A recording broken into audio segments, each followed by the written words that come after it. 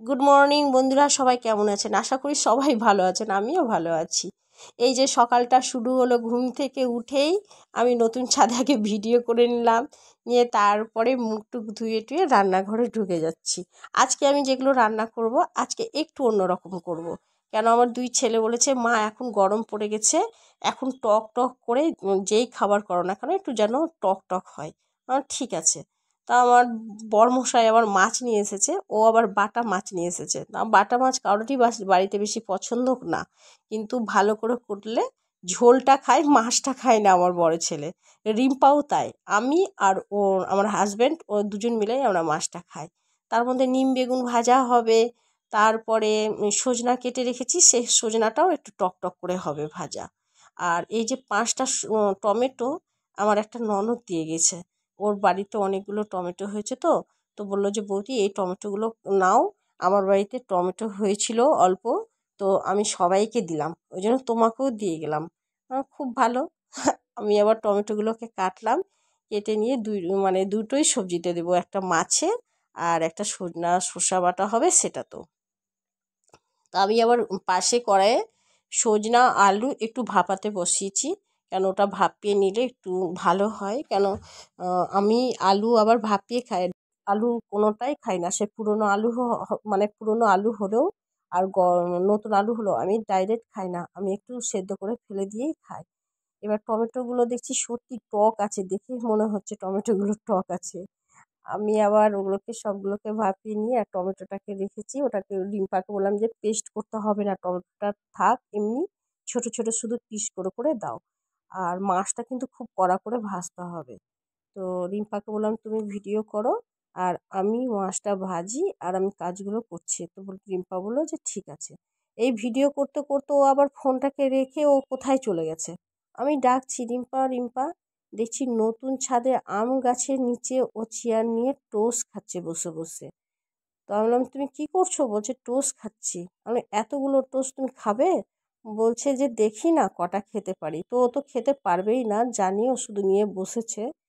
তো আমি বললাম তুমি যা খাবে চলো, তুমি তো ম্যাগি খেতে পছন্দ করো, কোনো কোনো দিন ওকে পরোটা কিনে এনে দেওয়া হয়।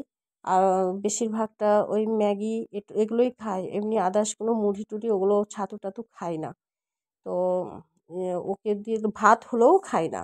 সকালে জলখাবার ওই পরোটা খাবে, মানে বাইরে থেকে কিনে, আর না হলে ম্যাগি। তো ওকে বললাম কি দেখো আমের গাছে দেখো ছোট ছোট আম হয়েছে। তো বলে হ্যাঁ মা, খুব সুন্দর লাগছে না দেখতে? আমি বললাম, হ্যাঁ দেখতে খুব সুন্দর লাগছে। তার মধ্যে আমি কড়াইয়ে মাছ ভাজা বসিয়েছিলাম, এসে দেখছি মাছ ভাজাটা হয়ে গেছে, ওটা নামিয়ে রাখলাম। দিয়ে সজনে আলুটাও ভাপানো হয়ে গেছে, সেটাও কড়াইয়ে দিয়ে ওটা ভাজলাম। এবার ওর কড়াইয়ের মধ্যে যে সজনা আর আলু দিয়ে যে মাছের রেসিপিটা করব, সেটার মধ্যে একটু হলুদ দিয়ে দিলাম, একটু লবণ দিয়ে দিলাম, আর মশলা করে রেখেছিলাম সেই সর্ষে বাটা, আর ওর মধ্যে কাঁচা লঙ্কা, শুকনো লঙ্কা, আর অল্প একটু রসুন, কেন রসুন দিলে একটু স্বাদ আসে ওই জন্য। এবার এক জায়গায় মশলা করে নিয়ে অর্ধেকটা মশলা চলে যাবে মাছে, আর এই যে বাটির যে সর্ষে বাটাটা আছে সেটা কিন্তু সর্ষে সজনা বাটা হবে, সর্ষে সজনা ভাজা হবে, সেটাতে দেব।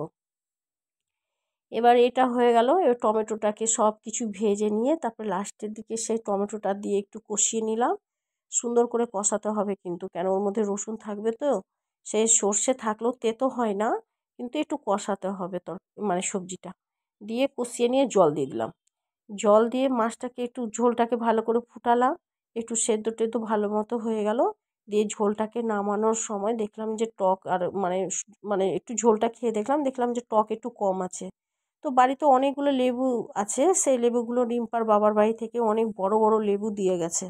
একটা লেবু 3 দিন রান্না হবে, এত বড় কাগজি লেবু। তো আমি অর্ধেকটা কেটে নিয়ে ঝোলের মধ্যে দিয়ে দিলাম। তো তারপরে সজনাটাকে ভাজলাম, সেই সজনাটা ভাপিয়ে রেখেছিলাম একটু। তো সজনাটাকে ভাপিয়ে নিয়ে একটু ভাজলাম, ভেজে নিয়ে যে সর্ষেটা রেখেছিলাম সেই সর্ষেটা বাটাটা দিয়ে দিলাম। দিয়ে আবার একটু লেবু কাটলাম, অর্ধেকটারও অর্ধেকটা লেবু ছিল, সেই অর্ধেকটা লেবুটাও ওর মধ্যে দিয়ে দিলাম। খেতে এত অপূর্ব হয়েছিল না বন্ধুরা, আপনারা সবাই করে খাবেন এইরকম গরমের মধ্যে রান্না, বেশ ভালো লাগবে। সব সময় তো খাওয়াই যায়, মাছ মাংস এই সে তো খাওয়াই যায়, মাঝে মধ্যে সর্ষে দিয়েও এটা খাওয়া যায়। তারপরে নিম পাতা নিম বেগুন ভাজা, এখন তো আমার হাজব্যান্ডের তো মানে এখন রোজ খাওয়া লাগবে শুধু নিম বেগুন ভাজা।